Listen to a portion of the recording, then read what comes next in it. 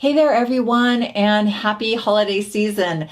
I'm wearing my ugly holiday sweater, and I am here also to just give you some mind techniques to help elevate your commitment and your tenacity with your weight management, your weight mastery during the holiday season. My guess is that you want to maintain your weight or release weight over the holiday season. You don't want to go through the holiday season gaining weight.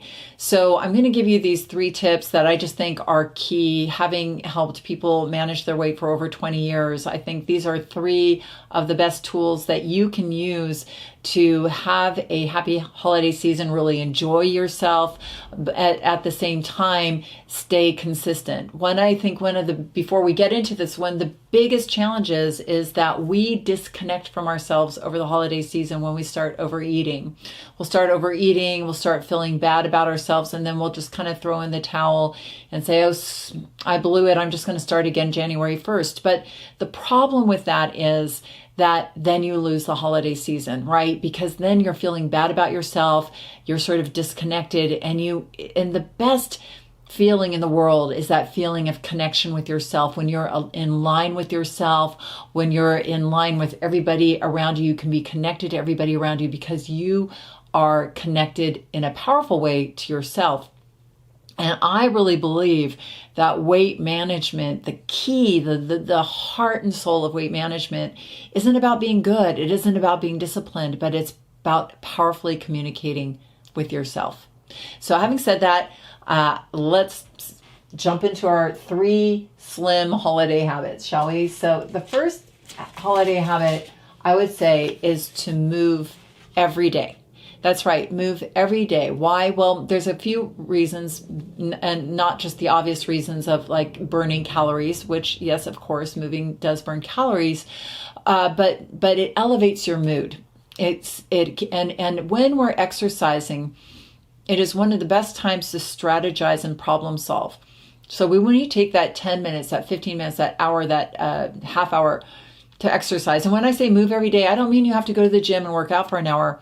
I mean, go for a 10-minute walk. I mean, get outside or do something where you're just moving your body, where your mind and body are connected, because this is the best way to stay connected to yourself and to problem solve and solution seek. It's also often a meditative time when we exercise. It gives us that time to sort of get away from everybody and everything, all the hubbub of the holiday, and just think things through, to process things. So give yourself that time to move every day, not just for the exercise, but for what it does for your mind-body connection and how it connects you powerfully to yourself. The next one, and this is one of my favorites, is the PreParty Huddle. Now, what I mean by that, and if any of you have been in my weight mastery community or done the shift or any of the processes that I do, you know the concept of our inner coach. And so I say the PreParty Huddle because it gives you a chance to sit down with your inner coach, the part of you that wants you to leave that party having, enjoyed yourself, eaten in a way, and whatever, if you drink alcohol, in a way that it didn't take you overboard, but it allowed you to stay consistently moving forward. So anytime that you go to a party, the challenge that's coming up is when we go into a party situation, it's a very stimulating environment. And when our brains are super stimulated, often what we'll do is we'll get overwhelmed. And when we're overwhelmed, our willpower really diminishes greatly. So they've done research and they've seen that when we're being social or out in party situations, we on average eat 250 to 500 extra calories at those events, or even more. So what you want to do is sit down with yourself before the party and really imagine yourself leaving that party feeling light, feeling good, like you stayed in line with your goals and objectives for that party. And hopefully you aren't just going to the party to eat. Hopefully you have a higher level objective, which is to connect with family and friends and to share and have a good time, maybe dance, sing songs and carols or what have you. I know I certainly love singing Christmas carols. wearing silly holiday clothes.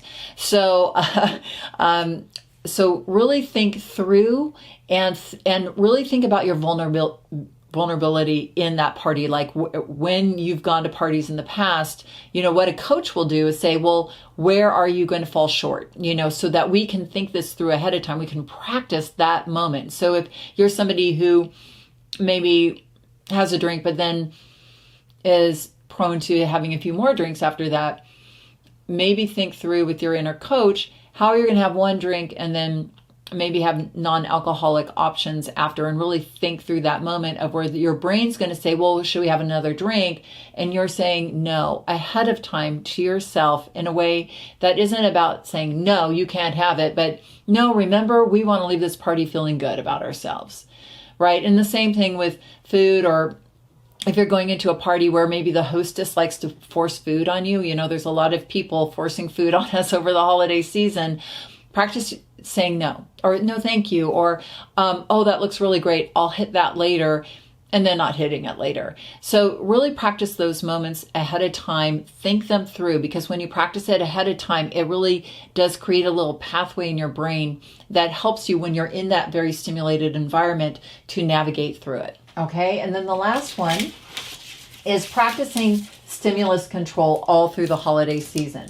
And stimulus control, for those of you, again, who are unfamiliar with me and the skills of weight mastery, is one of the most powerful skills because, almost 60-70% of weight management is contingent upon stimulus control. If it's not in your environment, your brain isn't tempted by it. Our brain, what drives cravings is dopamine. Our brain will see a food that is like a trigger food, or a food that it perceives like, ooh, that's yummy and that looks like a reward, and it will start to get excited. It will start to, go, I want that, I want that, I want that, I want that, and will give you that sort of agitated feeling, and it becomes very hard to resist once that brain has really engaged with that food, whether it's in a cupboard or on the counter. So really think through your strategy about how you're going to keep your trigger foods out of your home. Like if you're a peppermint bark person, or all these multitudes of foods that are around the holiday season. If it's a tempting food for you, do your best to keep it out of your house, or at least keep it out of your eyesight during the holiday season.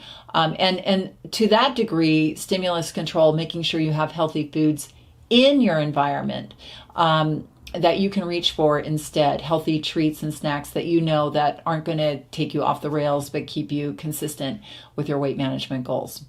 Okay, so look out for my next video for the holiday season, which is going to be the 3 fattening habits. But I hope you've enjoyed these 3 slimming habits.